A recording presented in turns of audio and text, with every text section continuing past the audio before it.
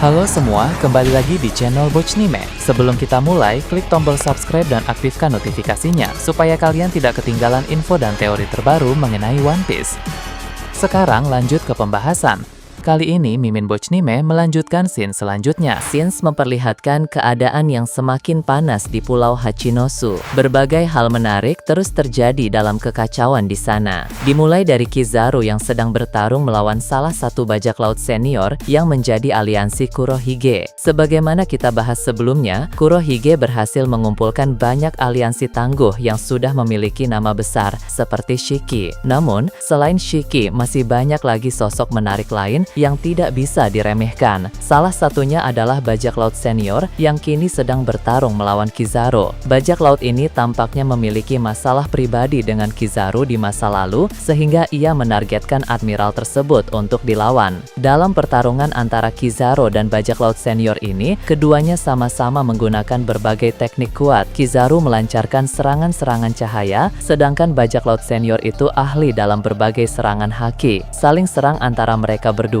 menyebabkan kehancuran di lingkungan sekitar. Akibatnya, banyak orang dari kalangan marinir biasa maupun para bawahan bajak laut Kurohige menghindari area pertarungan itu. Kizaru mengatakan bahwa kemampuan bajak laut senior itu memang cukup merepotkan, tetapi ia tidak akan bertarung berlama-lama. Dengan kata lain, Kizaru akan mulai bertarung lebih serius dan menggunakan teknik-teknik yang lebih kuat untuk segera mengalahkannya. Sementara itu, pertempuran di area pelabuhan juga masih terus berlangsung. Di sana ada Garp dan Sengoku yang sedang bertarung melawan para aliansi Kurohige. Garp fokus dalam pertarungan 1 lawan 1 melawan Shiki, sementara Sengoku melawan banyak aliansi kuat Kurohige lainnya. Sengoku sedang dalam mode Buddha dan melancarkan berbagai serangan kepada para musuh itu. Teknik-teknik yang bisa digunakan Sengoku dalam mode tersebut bukan hanya serangan gelombang kejut dari telapak tangannya, tetapi juga berbagai variasi teknik serangan lainnya. Sebagai mantan Fleet Admiral, Sengoku memang memiliki kemampuan yang luar biasa. Pada masa lalu, Sengoku adalah salah satu marinir yang bahkan diakui oleh Roger. Dalam cerita kilas balik Oden, Roger pernah berkata bahwa jika angkatan laut serius untuk melawannya, mereka harus mengirim Garp atau Sengoku. Jadi, Garp dan Sengoku adalah orang-orang yang sangat diakui oleh Roger. Meskipun di masa sekarang kemampuan Sengoku sudah menurun akibat usia, ia tetap sosok yang sangat tangguh. Meskipun para aliansi Kurohige yang melawannya unggul secara jumlah, banyak dari mereka yang kerepotan di hadapan Sengoku. Berpindah ke bagian lain di Pulau Hachinosu, cerita memperlihatkan salah satu tepian pulau yang terlihat cukup luas. Di sana ada Sanjuan Wolf dan kru inti yang bernama Building Snake. Sanjuan Wolf memancing Building Snake untuk pergi ke tempat luas itu agar ia bisa bertarung dengan lebih optimal. Sebab jika bertarung di tengah kota, Sanjuan Wolf cukup kesulitan karena ukuran tubuhnya yang terlalu besar. Sedangkan di area yang luas, ia bisa bertarung dengan lebih leluasa. Awalnya, Sanjuan Wolf mengira bahwa ia telah berhasil memancing Building Snake untuk pergi ke sana. Padahal, Building Snake sebenarnya sudah tahu rencana Sanjuan Wolf dan dengan sengaja mengikutinya. Building Snake berkata bahwa ia paham Sanjuan Wolf ingin bertarung di tempat itu agar bisa lebih leluasa. Ia pun mengikuti keinginan Sanjuan Wolf agar pertarungan menjadi lebih seru. Building Snake lalu menambahkan, kerahkan saja seluruh kemampuan yang Sanjuan Wolf miliki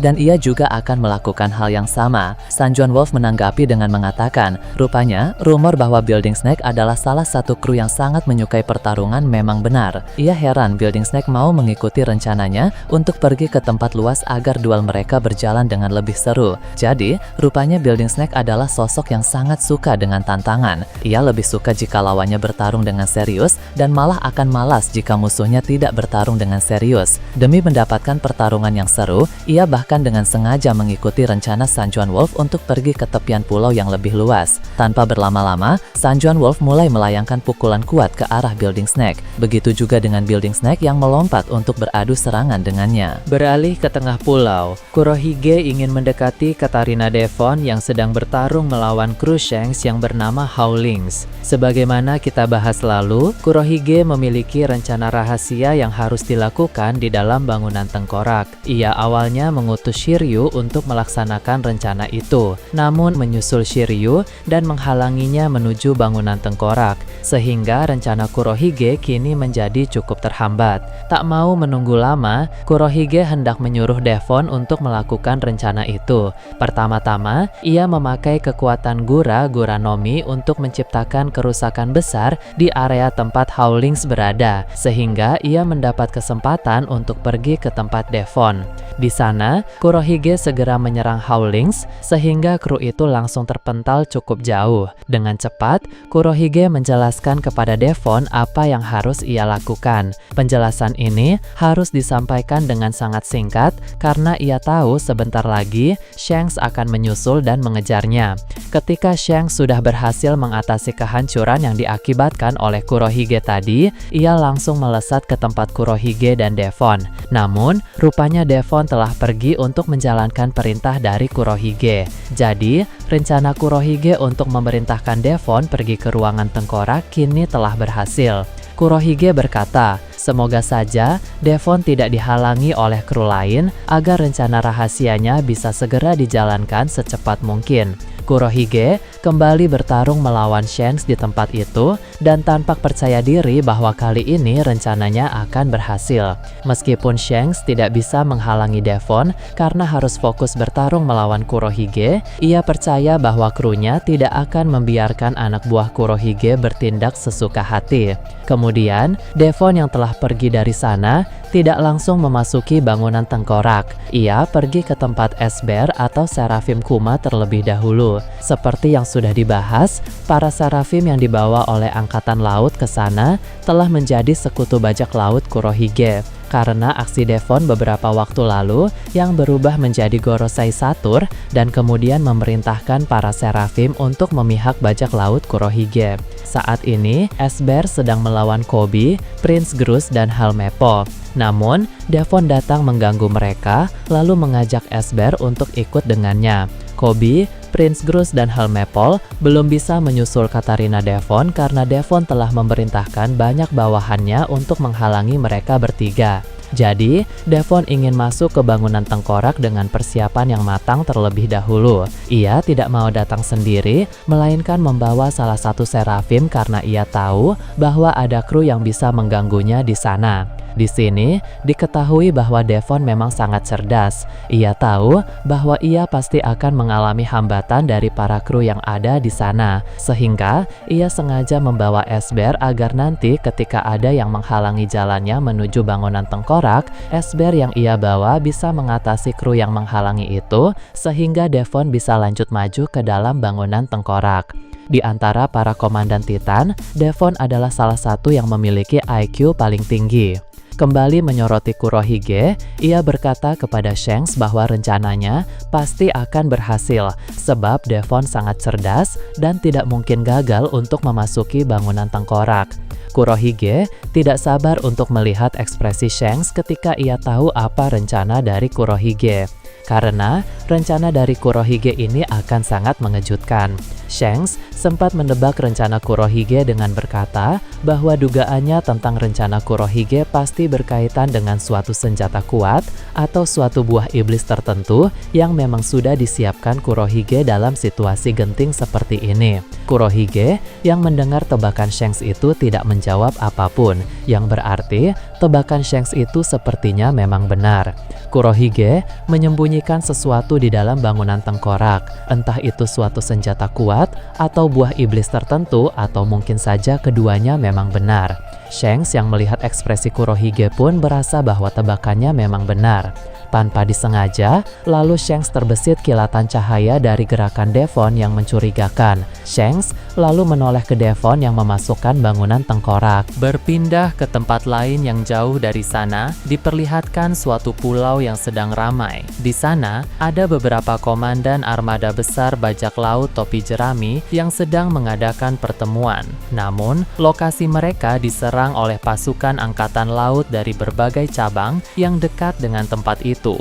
Para komandan itu pun segera mulai beraksi. Cavendish dan Sai melawan para pasukan angkatan laut yang sudah turun ke daratan pulau tersebut. Lalu, Orlumbus dan Ideo naik ke kapal untuk melawan musuh dalam perang kapal yang ada di lautan. Di sini, Cavendish dan Sai bertarung melawan dua Vice Admiral. Sementara itu, Orlumbus dan Ideo tetap fokus dalam perang kapal di atas lautan. Orlumbus membuktikan bahwa ia sangat ahli bertempur di lautan. Ia bisa memberi komando dengan sangat baik kepada para anak buahnya. Ideo pun memuji Orlumbus karena berkat komandonya, mereka saat ini sedang dalam posisi yang sangat unggul. Namun, Orlumbus menyadari satu hal yang sangat penting. Ia tahu bahwa pasukan yang datang itu berasal dari berbagai markas cabang angkatan laut di sekitar sana. Ia pun menduga masih akan ada lebih banyak pasukan lain dari angkatan laut yang akan berdatangan nanti, sebab markas-markas cabang berada pada lokasi yang berbeda-beda dan mereka semua pasti tidak bisa tiba tepat waktu secara bersamaan. Dengan kata lain, kemungkinan besar masih akan ada lagi pasukan yang sedang dalam perjalanan menuju ke pulau itu. Dengan begitu, Orlumbus ingin mengalahkan sebanyak mungkin musuh yang sudah ada sekarang, agar ketika nanti pasukan lainnya tiba, jumlah yang harus dihadapi sekaligus tidak terlalu banyak. Beralih ke tempat lain lagi, Fujitora mendapat sorotan. Seperti kita pahami bahwa ia mendapat misi untuk membantu Ryogugui di Pulau Karibari yang sedang bertempur melawan Cross Guild. Namun, di tengah perjalanan, ia dihadang oleh organisasi-organisasi dunia bawah yang bersekutu dengan Cross Guild. Tapi, beberapa waktu lalu, Fujitora sudah mengalahkan para organisasi itu. Sekarang, ia dan para bawahannya sedang melaju dengan kecepatan penuh untuk menuju ke Pulau Karibari. Saat ini, Fujitora sudah semakin dekat dengan pulau itu. Para anak buahnya juga sudah bisa melihat Pulau Karibari dari kejauhan. Para anak buah yang dibawa Fujitora cukup merasa tegang dalam pertempuran ini, karena bagaimanapun juga, Pulau Karibari adalah markas seorang Yonko, yang mana pertempurannya pasti akan sangat besar. Ini pertama kalinya bagi para anak buah itu mendatangi markas seorang Yonko. Biasanya, mereka hanya menghadapi para kriminal biasa, tapi kini mereka harus menghadapi salah satu kelompok kaisar lautan. Fujitora pun berkata, "Tidak usah panik, cukup hadapi saja para bawahan dalam kelompok Cross Guild itu." Baru saja Fujitora berbicara seperti itu, langsung ada serangan tak terduga yang berasal dari Pulau Karibari. Serangan ini berupa bom besar yang banyak mengarah kepada kapal Fujitora dan bawahannya. Diperlihatkan, para marinir ketakutan melihat hal itu, karena salah satu dari serangan itu berukuran sangat besar. Namun, tanpa kata, kemudian Fujitora melompat ke udara dan mengeluarkan teknik serangannya dengan mengeluarkan tingkat gravitasi yang super besar disertai meteor api. Seketika terjadi ledakan besar di udara sampai kapal Fujitora berguncang hebat. Fujitora heran, serangan dari siapa itu? Beralih ke Pulau Elbaf, situasi di dunia matahari menjadi sorotan utama. Kekacauan tidak hanya melanda kawasan sekolah walrus, tetapi juga menyebar ke berbagai desa. Akibat serangan monster mimpi buruk ciptaan Kilimham yang berkeliaran tanpa kendali. Meski begitu, beberapa desa berhasil mengatasi serangan monster-monster tersebut. Dengan semangat gotong royong, para prajurit dari desa-desa yang sudah aman memutuskan untuk membantu desa lain yang masih berjuang melawan ancaman. Kerjasama seperti ini sangat penting untuk menjaga keutuhan negeri Elbaf, terutama setelah kematian Raja Herald. Tanpa adanya seorang raja yang memimpin, tidak ada komando pusat untuk mengatur situasi kacau ini, sehingga inisiatif dan kesadaran pribadi para prajurit raksasa menjadi kunci dalam menghadapi krisis. Sementara itu, para prajurit dari desa-desa yang letaknya jauh dari sekolah walrus sedang bergerak menuju lokasi tersebut untuk memberikan bantuan. Namun, perjalanan mereka penuh rintangan karena monster mimpi buruk terus mengganggu di sepanjang jalan. Kemampuan Killingham dalam menciptakan monster-monster ini memang sangat merepotkan dan efektif untuk mengacaukan negeri sebesar Elbaf. Di antara rombongan prajurit yang menuju sekolah Walrus, terdapat beberapa raksasa yang menonjol karena kekuatan mereka. Meskipun mereka bukan lawan sepadan bagi kesatria suci atau Imusama, kehadiran mereka di sekolah Walrus nantinya akan sangat membantu dalam melawan monster mimpi buruk dan raksasa, memberikan harapan bagi para prajurit lainnya. Bagaimana menurut kalian terkait ini? Nah, itu tadi berbagai hal menarik pada pembahasan channel Bochnime kali ini. Menurut kalian bagaimana? Silahkan tulis di kolom komentar di bawah. Oke, segitu saja untuk pembahasan kali ini. Jangan lupa like, share, dan subscribe untuk video menarik selanjutnya. Peaceful World!